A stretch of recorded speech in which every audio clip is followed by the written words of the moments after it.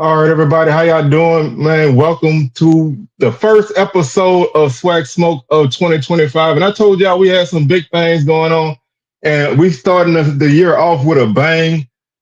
We have one of the newest faces in the SWAC here with us, chopping it up, Coach Tremaine Jackson from Prairie View A&M, formerly of Valdosta State, formerly of TSU. He's a SWAC guy. He understands. He's a Texas guy, and we're just gonna chop it up with him. We're gonna let him give y'all his whole rundown of what's going on and what brought him to PV and anything else in between. So, first off, what's up to the crew over here? I got my usuals, Jamie G and Jerome, and Coach. How you doing today?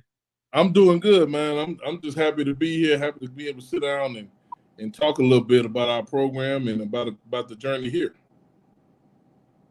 Well, we're gonna go all around and back again. First off, how's everybody holiday? Everybody had a good holiday?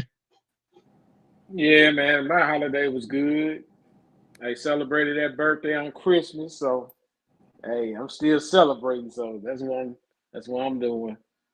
But I had a good holiday. I'm still working though. I got to go to work in the morning, So, but it's all good. Oh yeah. I can't Hey, complain.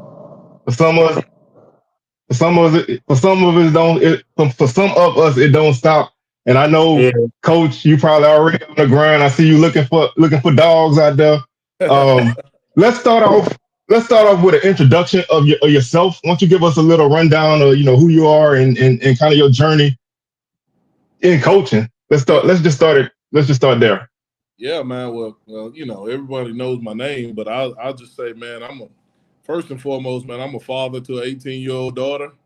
Uh, Goes to the University of Houston, and really excited to be back in the same city as her.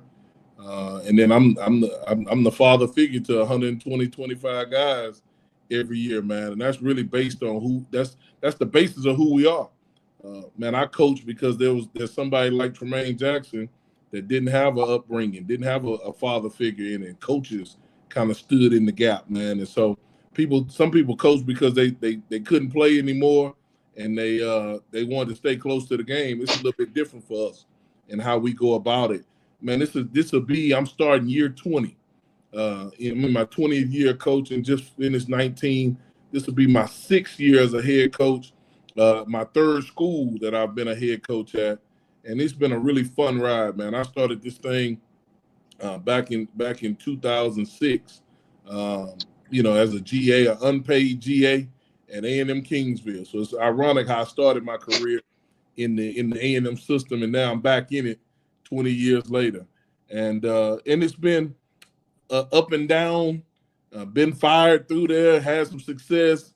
As coaching is a bunch of up and downs, but I've coached at a lot of places, 10 different schools, had the opportunity to coach on every different level of college football that involves a scholarship, and been able to do 3 NFL internships and kind of had a chance to see it every which way. So I'm really excited to be at Prairie View A&M, really fortunate and humbled to have this opportunity. And we look forward to putting our head to the grindstone, man, and being able to get after it a little bit. All right. Well, I want to salute you first off for being the first black head coach to win the Gulf South Conference. I think that's a great accomplishment. Like I said, what you did there was tremendous, and your name been hot on coaching searches. Last year, I was pushing for you to get a job in our league, and I'm glad you're here now. I wanted to ask you first and foremost, was being a head coach your goal once you got into coaching, or did you kind of just end up working your way up to it? Yeah, so it wasn't initially the goal, man, to be honest. The goal was to kind of be the best D-line coach I could be, try to work my way up in the profession, to go from unpaid to getting some form of pay. Obviously, we don't do it for money, but you got to live. And so I just wanted to be one of the best, known as one of the best D-line coaches in the country. And then along my path, man, I had some mentors and coaches that I worked with that just urged me to be better. Kevin Ramsey, being the defensive coordinator at Texas Southern when I was there, really pushed me outside of my comfort zone of to try to be a defensive coordinator. And then when he became the interim head coach, he made me the defensive coordinator. And I just kind of fell in love with coordinating, and not necessarily the play calling, but the coordination of people and the being able to talk to a big group of men at one time and just pour into guys' lives. And that's when I really got the itch to be a head coach after being a coordinator for so long. Instead of doing it with half the team, I felt like we had a pretty good program and we had some life lessons we could teach to affect the whole football team. And so I went on this journey, man, to kind of work my way up and get to the FBS as a position coach. And I only did that because I eventually wanted to come back and be a head coach.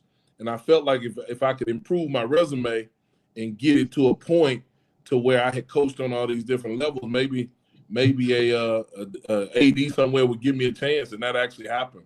And so now, since I've been in the seat for going on 6 years, it's been amazing, man. The amount of people we've come across, players and coaches, we've been able to uniquely change lives, man, using the game of football, and that's why we wanted to do it. And so I didn't start that way, but I can't see myself doing nothing else now. But one thing about any journey, you never know how things gonna go. You kind of have to just be prepared for whatever, and accept whatever comes your way, and just stay ready. I'm gonna let my co-host. I'm gonna let them chime in. With any questions. So whenever you guys got a question, y'all can just chime in. I don't wanna like control the whole thing. I got one for you. It seems like you are a program builder. Like you get it out of the mud and you make something out of nothing. My first question is, what's your most important hire? Would it be a defensive coordinator, or offensive coordinator, or is it a recruiter? Yeah, it's every assistant coach and support staff member that we hire, because everybody is going to uniquely touch the lives of the guys in our building. And so no one hire is more important than the other. And schematics are awesome and great, but man, we only hire people that want to change young people's lives. And so to be able to hire people all on the same page with giving our student athletes the maximum experience, that's the hire. That's the hire that we're looking to make with all 12 or 15 people that we got to hire. And so I like to, as a defensive guy, I like to say, man, that defensive coordinator hire going to be major. But the harsh reality of it is the way we go about it. You talk about building a program. We build programs by building men, and so everybody that touches your players, they got to be able to uniquely help change their lives. And every hire we make is about that. We all on the same page about that. All right, I accept that. I appreciate hearing that from you. I've heard that theme coming from a lot of coaches, especially at FAMU, hearing it from Willie Simmons, and most of the coaches in the SWAC seem to have that common theme about building the men up first. And I see that you're about that when I did my research on you. Your players not only perform on the field, but they perform in the classroom as well. And I think you should get a shout out for that as also. I appreciate it. Yeah, I appreciate it. But I'll tell you this: it ain't me; it's those guys we hire. That's why the guys we hire are so important, because the coaches make this thing go. The support staff make this thing go. I'm just fortunate enough to decide if we go for it or not on fourth down, is what I tell people. These guys, the men and women in our building, are the ones that uniquely go to work. They bought into a vision, and the guys we got coming, they buying into a vision, and they just work it, man. My grandma used to tell me, it'll work if you work it. And we just try to work it every single day to try to give our guys the best experience they can get playing college football. Well, I got one more follow-up before you go, Jamie. Yeah. And I'm just curious about how are you going to go about building this team? You looking for junior college players, high school players, transfer portal? Just what's your philosophy on that? Yeah, right now we're a 21 and up club. When you come in this building, you got to be 21 and up at this time of year. And that makes us go to the transfer portal. That makes us go to junior college guys and get guys with a bunch of experience because of our deficiencies that we have. It ain't no secret. Everybody saw what graduated. When you have graduation on top of a coaching search where you miss a unique time in December for signing day, You got to get the very best that you can get to help you right now. I'm not coming to Prairie View A&M to wait 3 years to make this thing happen. That's not how it works. I refuse to let people get on message boards and crucify us because we are waiting to make something happen. That's not what's going to happen. We're going to look to be competitive right now. And coaches can sit and say a lot about development and all of that.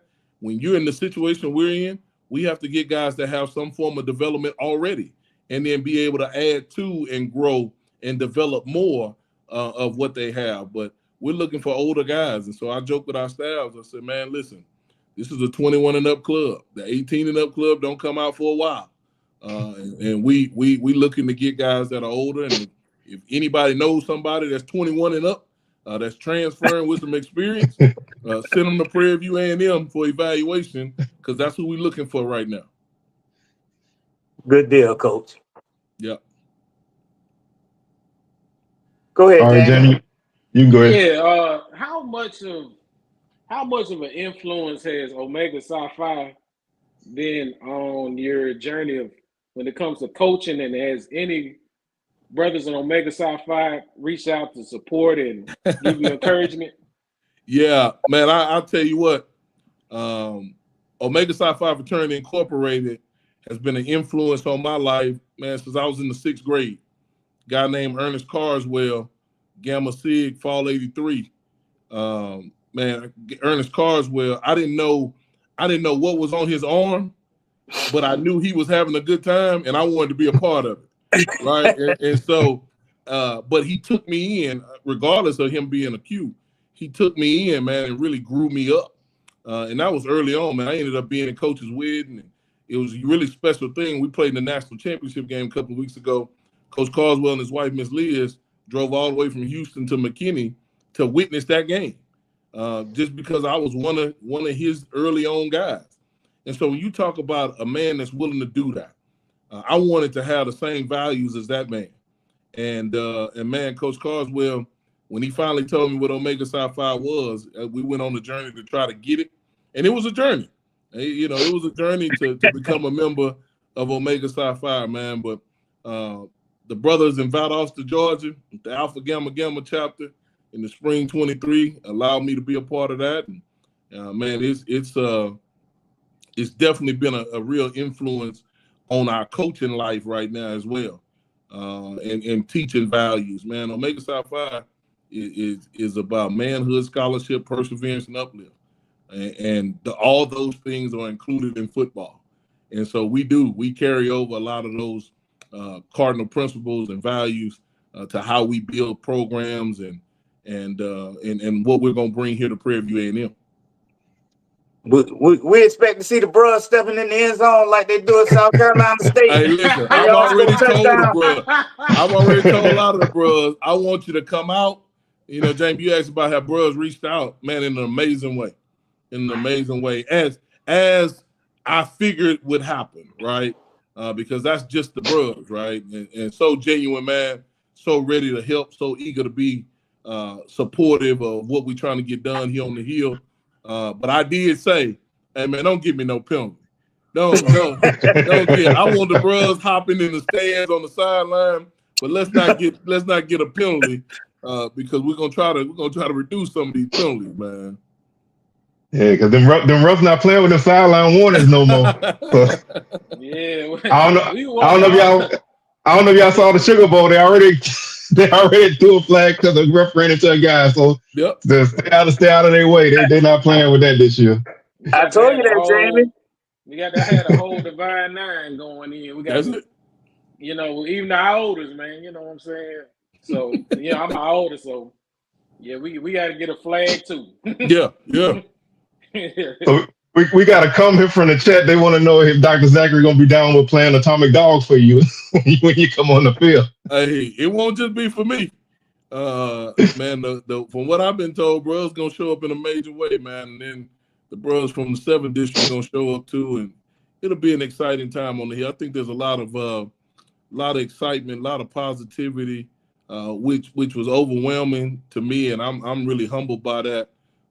Bros and non-bros, Divine Nine and non-Divine Nine, just with the reception we've gotten so far. And we've had an amazing reception that hadn't even had a press conference yet. And so we're really excited about getting started. As you can see, I'm in the office.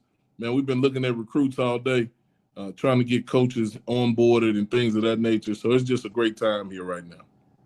I got another question.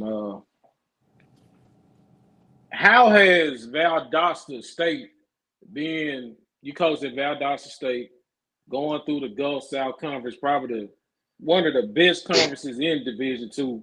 How has it prepared you to coach at Prairie View? Yeah, man. Damon, that's a good question, man. It's a lot of Division I players in the Gulf South Conference. People don't know that. A lot of guys that could play anywhere in the country, and maybe because of a COVID year or being out of Division I clock, those guys had to play in Division II. I think sometimes when people think about Division II, they think something is second, and there's nothing second about the level of play in that conference and what we had to go through to get where we are. There's a reason why the Gulf South champion most of the time has a chance to play for a national championship, and it's because the rigorous schedule that you got to go through in order to get there. It makes you battle tested. And so I really learned a lot about how to go about winning championships, how to go about putting your team in the best situation to be in that conversation in November and December from being at Valdosta State. And I also learned a lot about how to manage high expectations, because regardless of what you have or don't have at that place, you're expected to play for the national championship every year. And so it really heightened my expectations as a coach. Sometimes coaches go, we just trying to get a first down, or we just trying to, if we can just get everything together. Well, that ain't it. I've changed my whole tune, man. Like we coming out the gate and we want to win. And when we come down off this hill or somebody come to this hill, we want to win. And so it ain't you're not going to get a lot of coach talk from me like early on in my career. It is what it is. We're here to win. We're here to win the SWAC West. We're here to win the SWAC championship. We're here to get back to Atlanta or get to Atlanta and win the Celebration Bowl. And ain't no mistakes being made about that. And I think when you go through what we've been through, you get that. You get that mentality. And I lost in the national championship game. There's nothing that can fix that taste unless we win a national championship.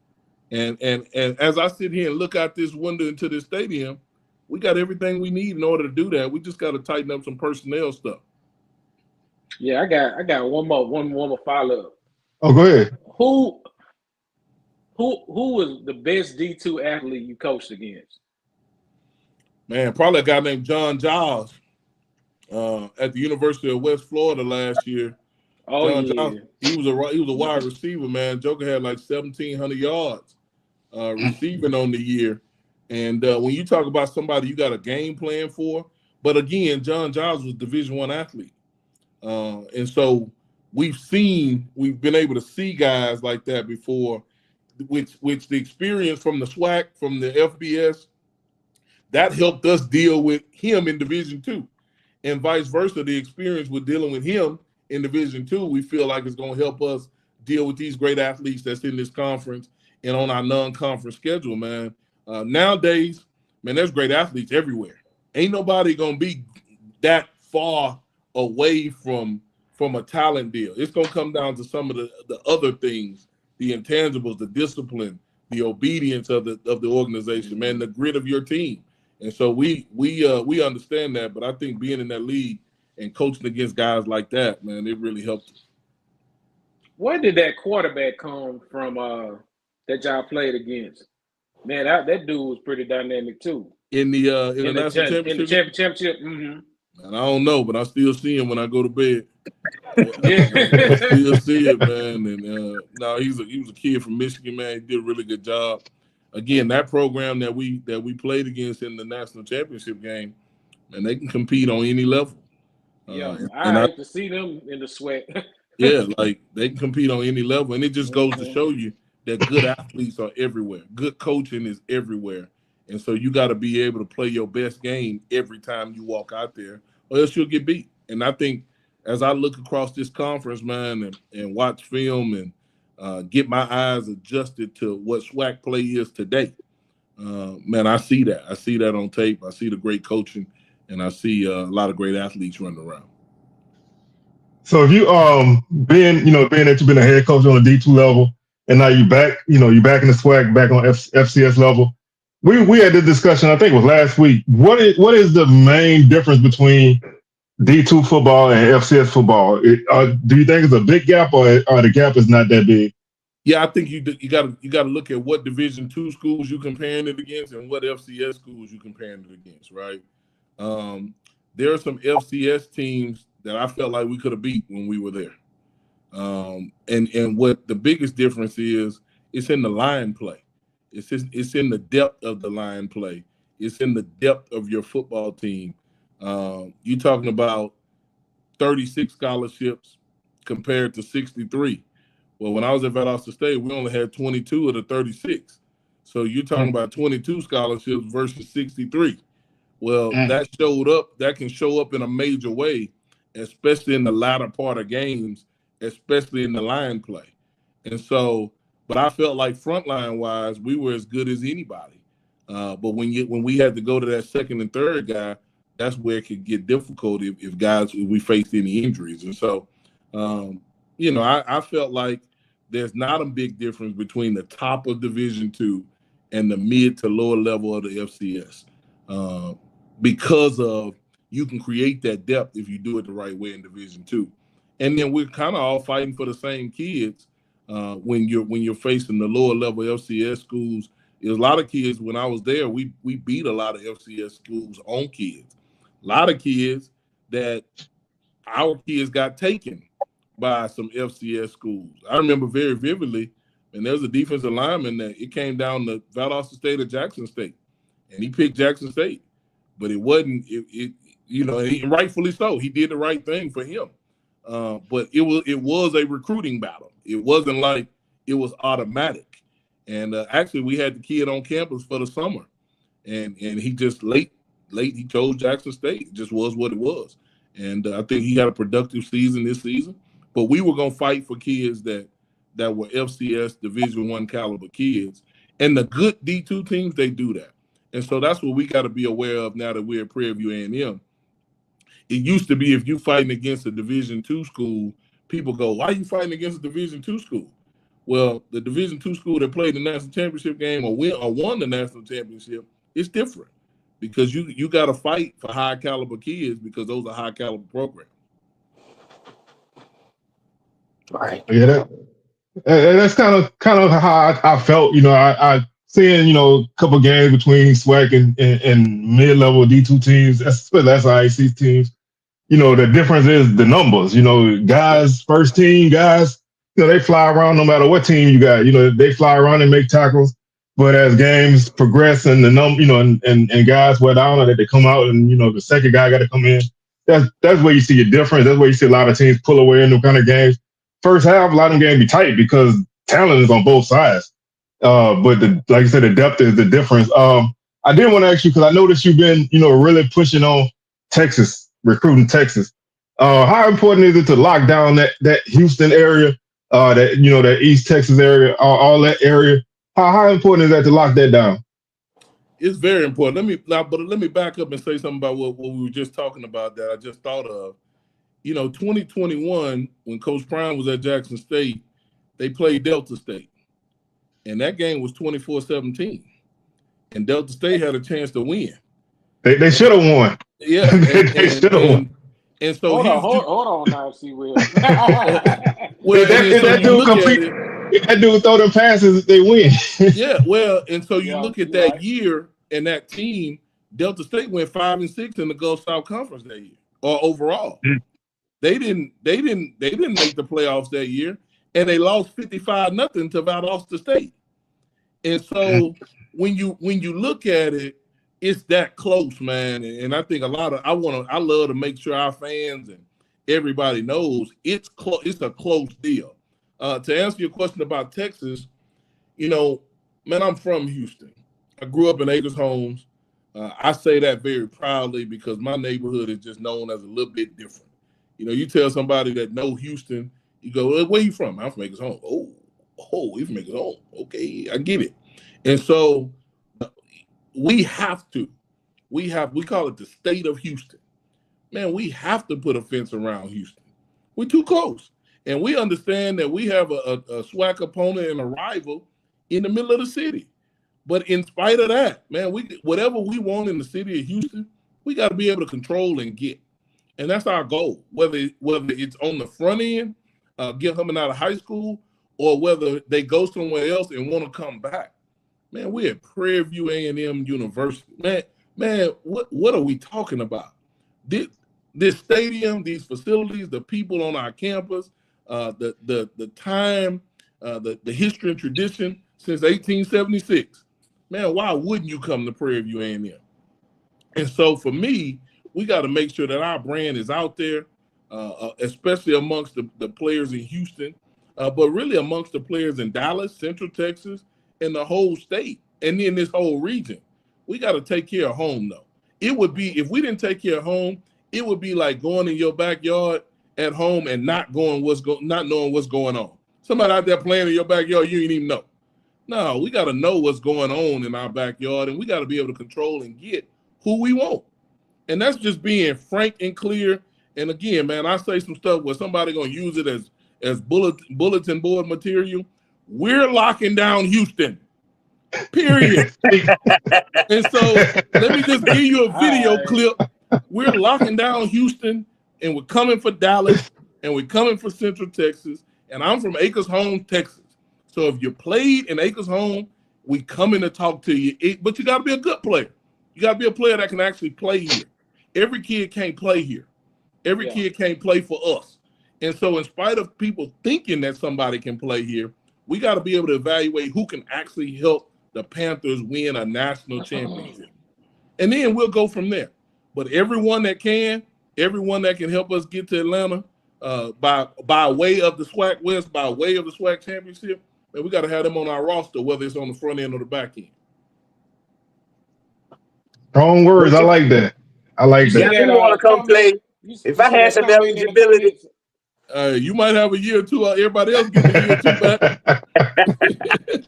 you don't want no 57-year-olds out there running around.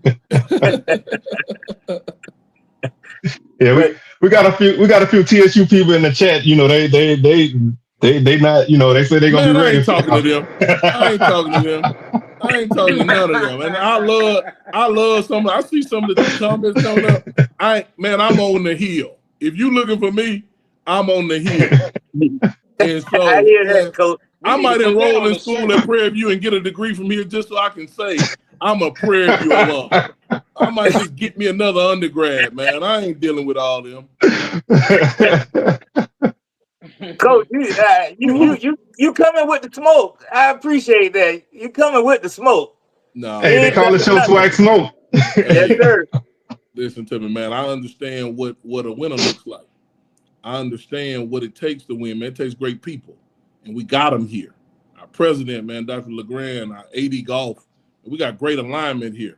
And you know, somebody gonna hold me to it. If we don't play well, they're gonna replay the clip. I get all that, but I'm just telling you, you know what this is on this hill. And I see Big Will down there. That me and Big Will used to get ice cream cones together.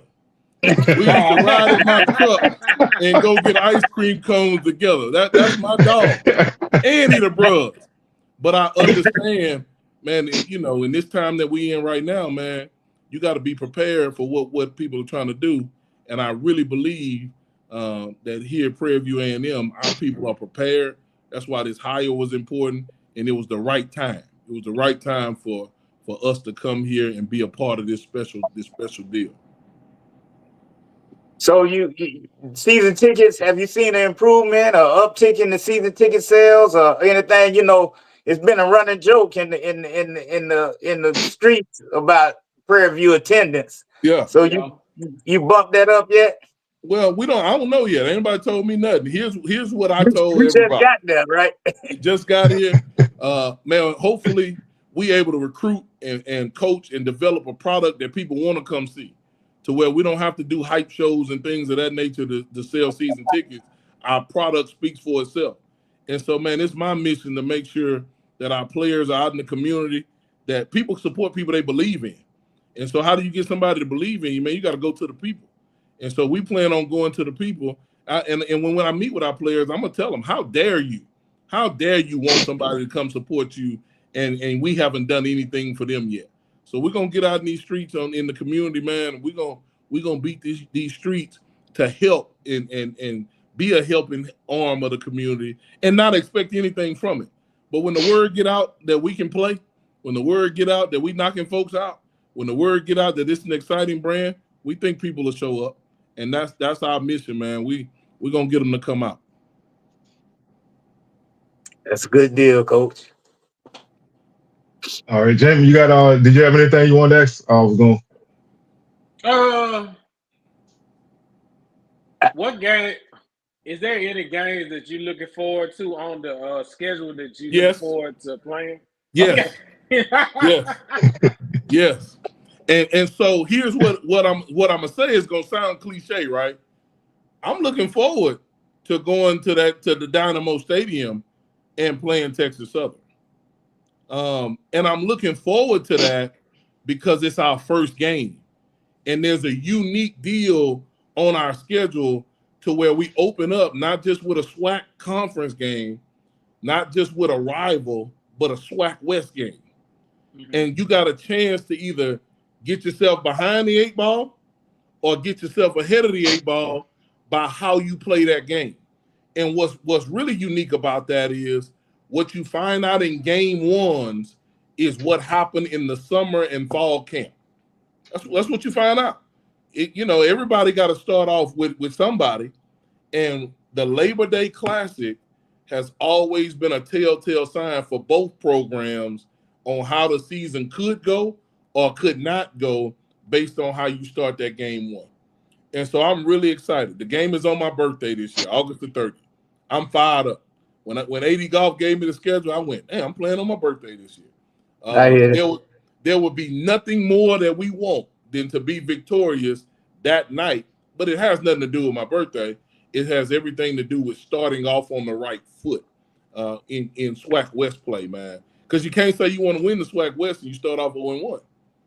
Right. It's going to be tough. You can't say you want to win the SWAC. You start off 0-1. That's tough. Right.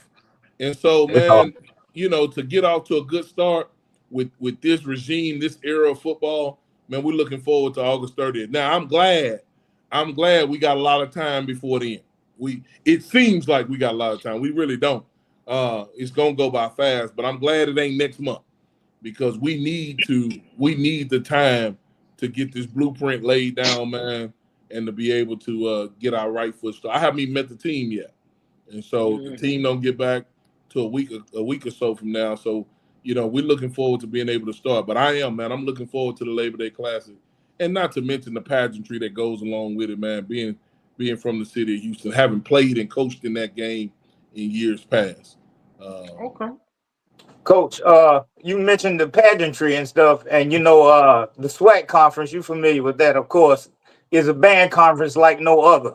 Yeah. So my question to you is, at that first game, if Texas Southern Band run over that halftime, are you going to take that delay of game penalty?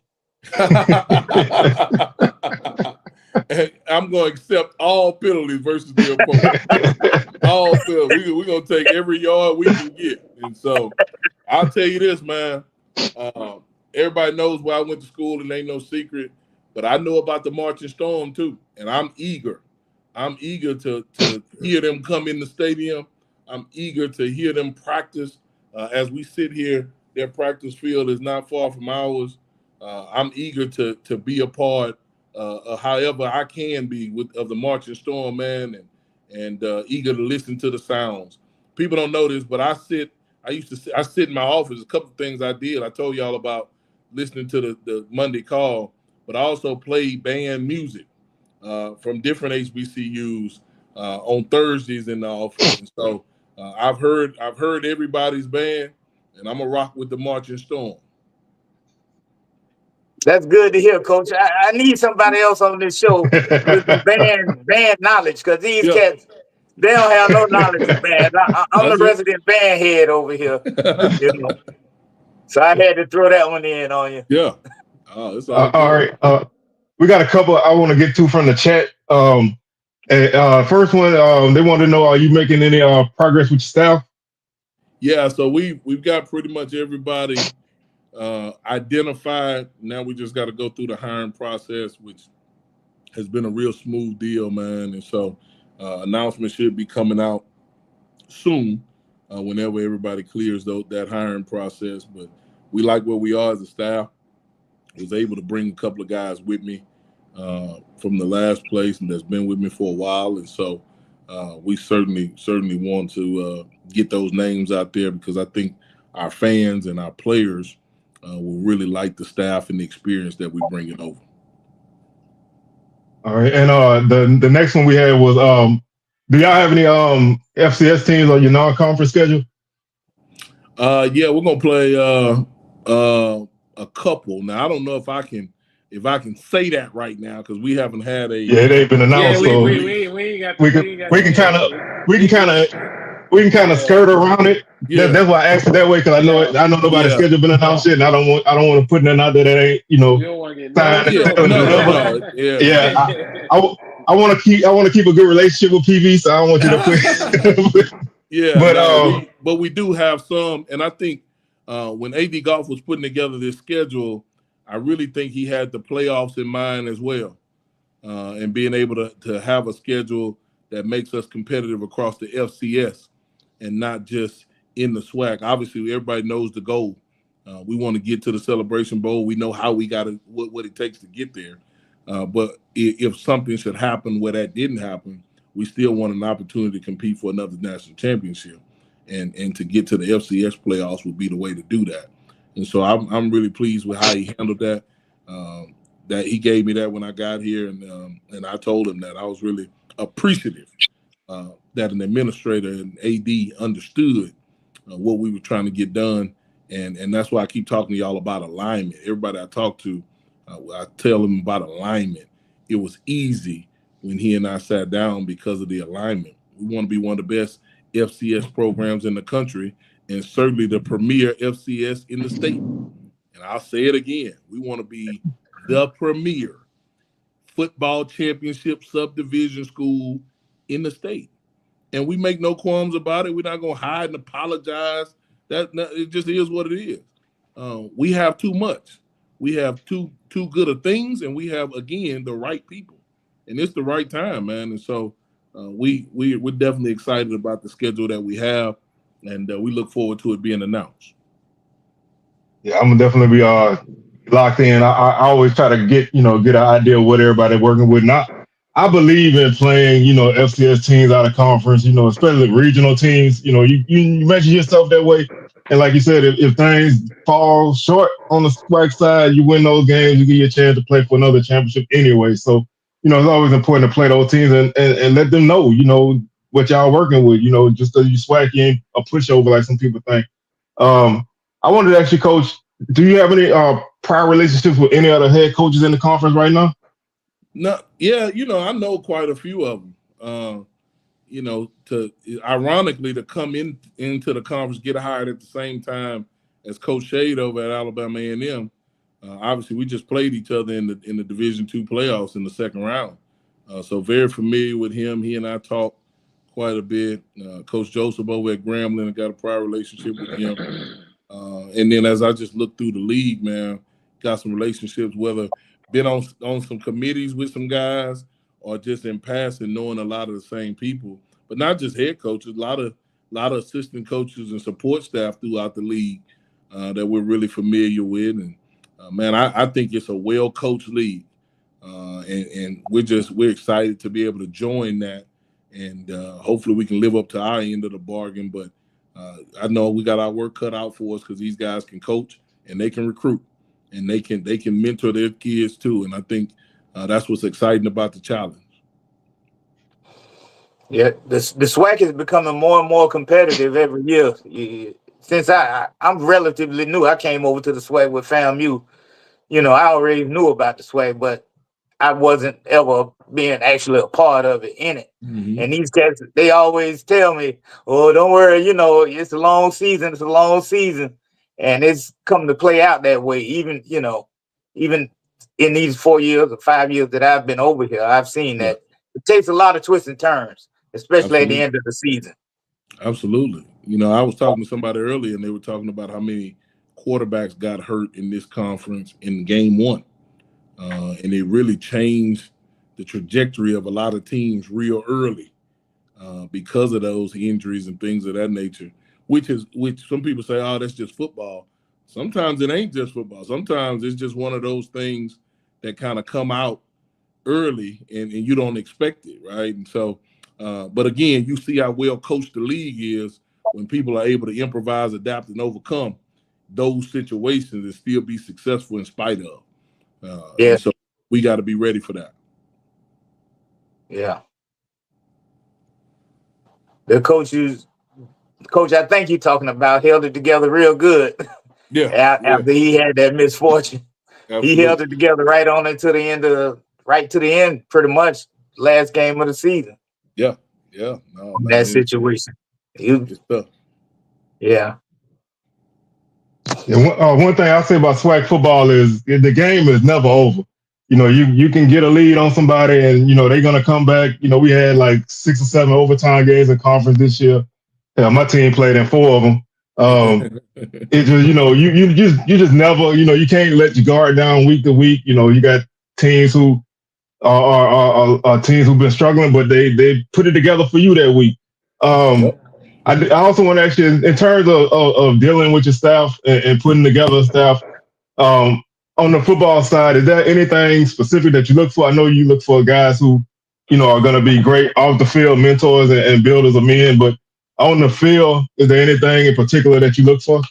Man, great teachers, and man, like not just guys that can go and put some X's and O's on the board, but guys that can get the young man to actually do what we tell them to do. That comes with being a great teacher and being very demanding of the expectation. And so we look for guys that know how to get that done and that understand coaching is tailor-made. It's not one size fits all. The way you coach one guy might not be the way you can coach another guy, and you got to be able to adapt to that. And so many coaches, in my opinion, in our profession get mad at young men because they learn differently, and it doesn't just happen for them. Man, you got to spend some extra time with some guys and figure out the way that they learn and the way that you can get them to do absolutely what you want them to do. And I kind of laugh at coaches, man, that always say what a kid can't do. If he on scholarship, he can do something. He was good enough. He was good enough for somebody to think he should be on scholarship. So why don't, before we say he can't do something, let's make sure we've exhausted all ways of teaching and to try to get him to do it and motivating. And some people say, I ain't motivating nobody. Man, you're going to be left behind, because a lot of these guys that play today, at some point during the dog days of the season and camp, and there's going to take some motivation. But you as a grown person, some days you don't want to get out of bed. You need to be motivated. And so to say you're not going to motivate a young man is crazy to me, because we all have those days. And so somebody that can coach them through it, somebody that can get them where they need to be from point A to point B and do it by being a great teacher, that's what we're looking for on the field. Well, Coach, you mentioned earlier that you have been coaching for 20 years or so now. Have you noticed the difference in the kids, or are they kind of still the same from 20 years ago into the kids of today? Or it's just a kid, and you had the same kind of attitudes or whatever you dealt with back then that you have today? Yeah. Is there a difference? Kids are the same. Parents are different. Their upbringings are different. And so I always say that, man, like, kids ain't that different because they're still kids.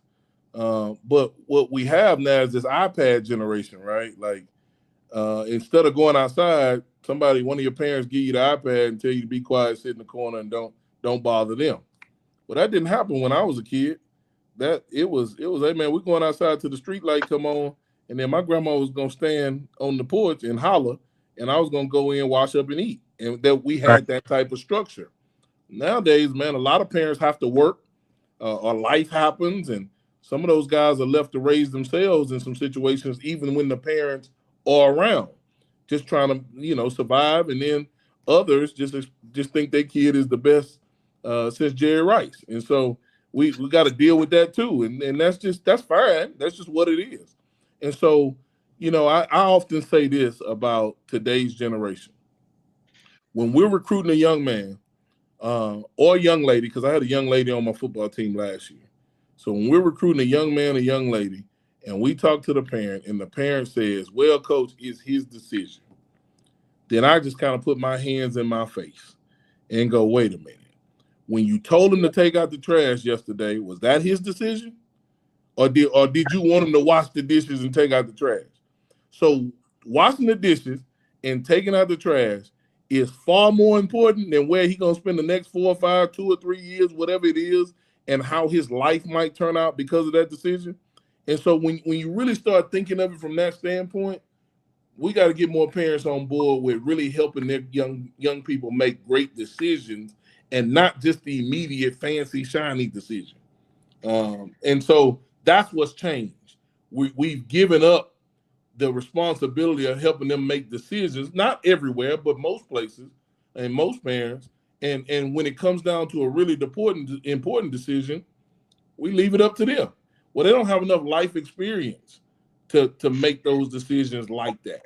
And so I always challenge parents to say, man, if taking out the trash and washing dishes and cleaning the kitchen before you go to bed is that important to where you get mad if he don't do that, then we got to help them pick where they're going to go to school. We got to help them continue to make real life grown man, grown woman decisions, regardless if we want to deal with it or not.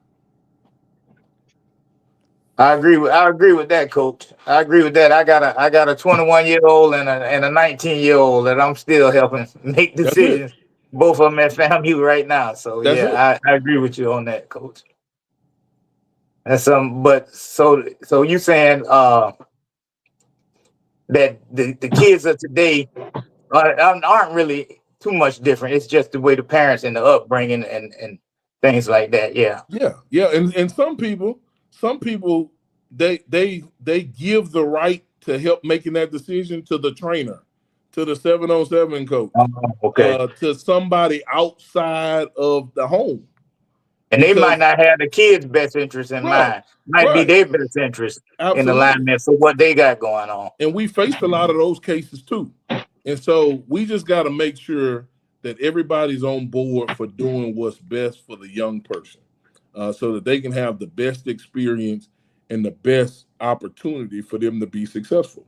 But sometimes, man, some people will tell a kid to go to a school because they homeboy that they went to school with is there. Well, then when that guy leaves that school to go somewhere else, then what? And so you got to make the decision. Yeah, like you got to make the decision based on what's best for you, and I get it. But you also got to help young people make a decision in a long-term view and not just a short-term view. So I want to piggyback off of that. Do you think that approach by parents in the recruiting game is one of the reasons why there's so many kids go into the portal, because they go somewhere for any reason other than just, because they want to be there, and they get there and then, they realize that, I'm all the way in Fargo, North Dakota. I'm from Baton Rouge. I didn't really want to be here, but my mama want me here, and that's like a way for them to kind of bounce around, and it kind of changes things. Man, my grandma on Saturday mornings used to play music while we cleaned up, right? One of the songs she always started off with was "The Thrill Is Gone" by B.B. King, right? And so I look at that in today and go, why there's so many kids in the transfer portal? There's legitimate reasons that some kids are in the transfer portal. Very legitimate. A scheme change for a quarterback, a position coach change that they had a relationship with, and the new position coach is not good for their development. I get those things. Most of the kids, as we talk to them, they went to a place on the front end where there was a thrill.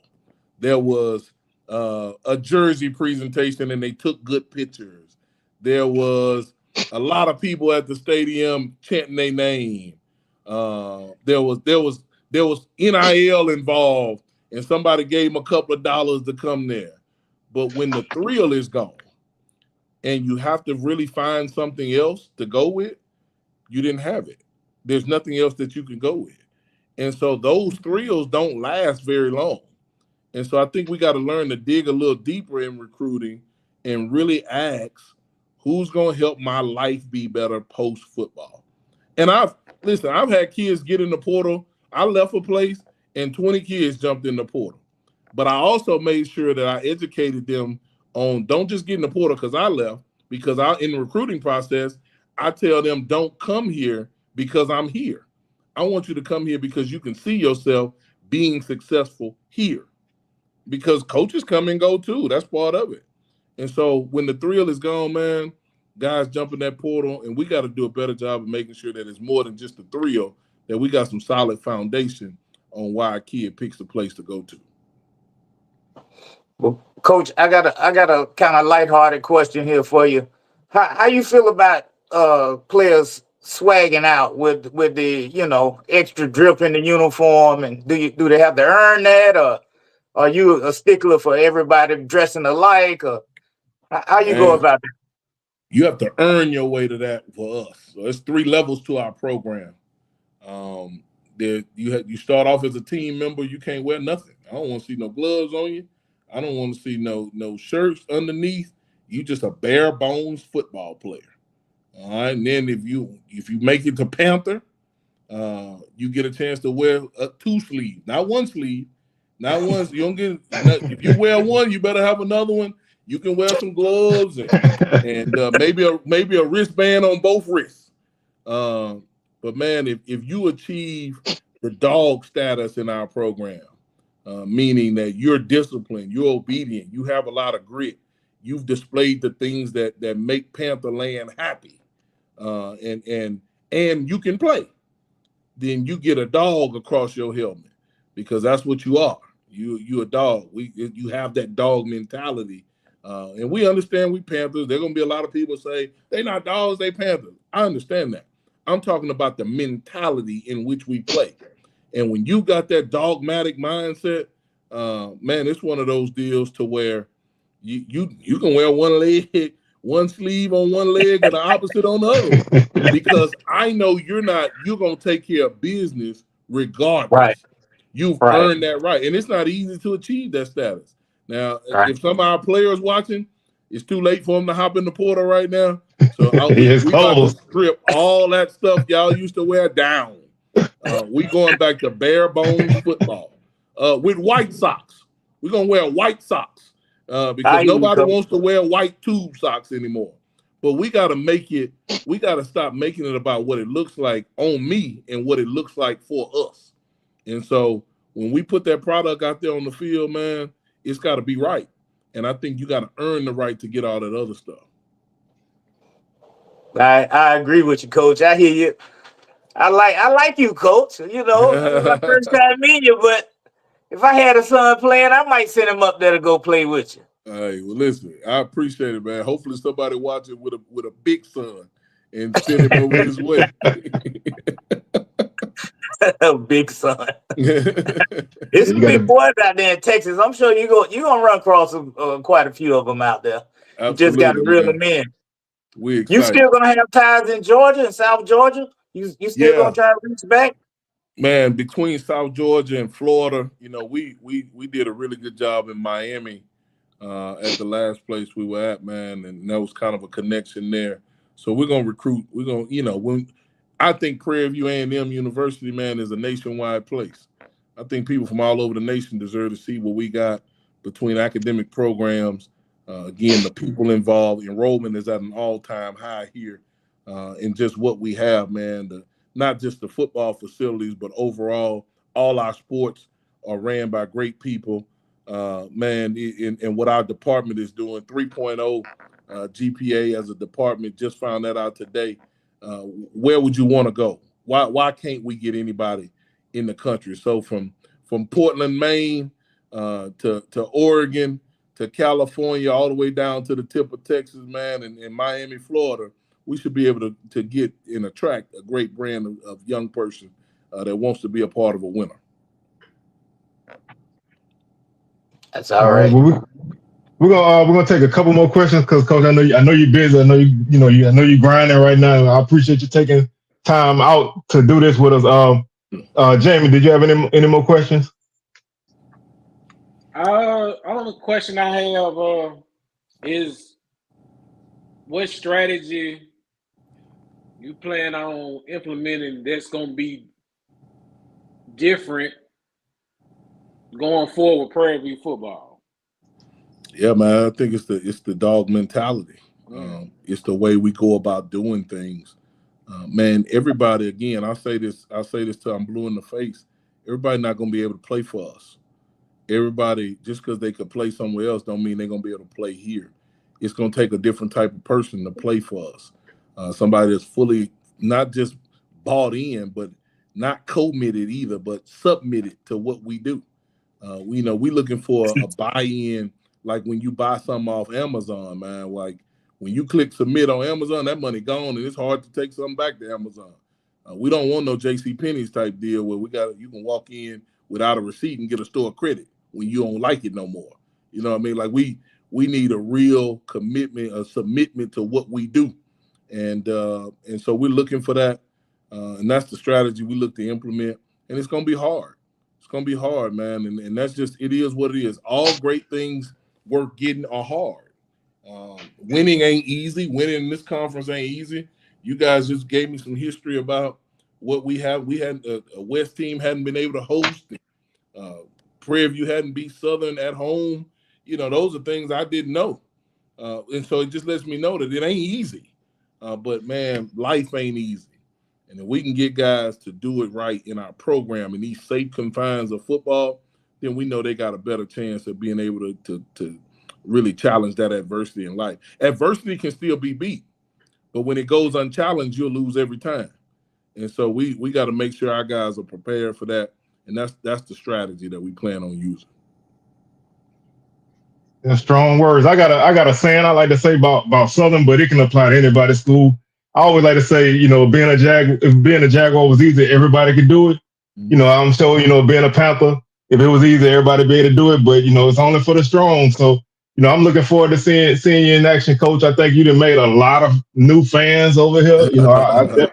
I'm definitely gonna support you guys, and I like the energy that you bring, and I understand Coach speak, but sometimes you don't need that. Sometimes you just keep it real, and we kind of in that same 40 plus club where we got a different energy with us. You know what I'm saying? So I appreciate it, man. I thank you for coming through, and I like to thank Jamie, man, for putting this together because this was all him.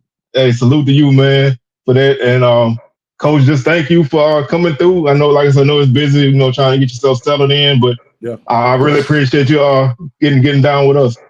Man, ain't no problem. I'm gonna head over to this women's basketball game and support the other sports. But man, I'll be honest with you. I appreciate y'all for having me. Being a new coach, being able to lay out our foundation, what we want to do here at Prairie View A&M, man, it's really big. And you guys didn't have to do it. We understand that. We're very appreciative of that. Anything we can do for you on the hill, please let me know. And when Southern comes back, I want you here. I'm gonna be there. I'm gonna be there. I want you here. I know we go to Southern next year, but the following year, we want you here, man. And again, man, anything we can ever do for you guys, man, let me know. Go Panthers. All right, thank you, Coach. That's Coach Jackson, everybody. Salute to him, man, and good luck moving forward. And I like to thank everybody else for tuning in, man. Like I said, we said 2025 gonna be a big year, man, and we're gonna continue to do things like this. It was a blessing and an honor to have a guy like that come through. Because he didn't have to do this, especially with our platform, but he got down with us. He been checking us out a little bit. So I'm working on a couple other things to do. We're gonna try to do more shows like this moving forward because I feel like 25 is our year. 24 was good, but 25 gonna be better. So we're gonna try. I got a couple more things I'm working on, similar to this. So y'all keep it locked here. Y'all got anything y'all want to say before we get up out of here? See y'all next week. And FAMU basketball season tickets on sale. Go get them, even if you don't go to the game. We need the support. $10. They just $10. Get some people in that gym, man. That gym too nice for it to be empty like that. Get some people in there. Yeah. And I see the Rattlers next Saturday when they come to Baton Rouge. I'm gonna definitely beat and the Well, night Southern playing PV and women's basketball. I'm about to get off and watch that game in a minute when I get done here. So yeah. basketball season is here, man. You know, we got some big games this weekend, and it's first weekend of SWAC play. So y'all lock in. Remember, new schedule this year in basketball: women playing on Thursday and Saturday, men playing on Saturday and Monday. So no double hitters both days. So now they switched it up. So y'all keep We that got in a mind. doubleheader this weekend. Yeah, Family rejoice you got double because headers on Saturday, but no more, like no more Monday double headers. So it's right, only Saturday double headers and Thursday for women, Monday for men. So right. y'all keep that in mind. Don't go to a game on Monday at 5:30. Looking for the women's game. You're gonna be there by yourself till everybody else get in there.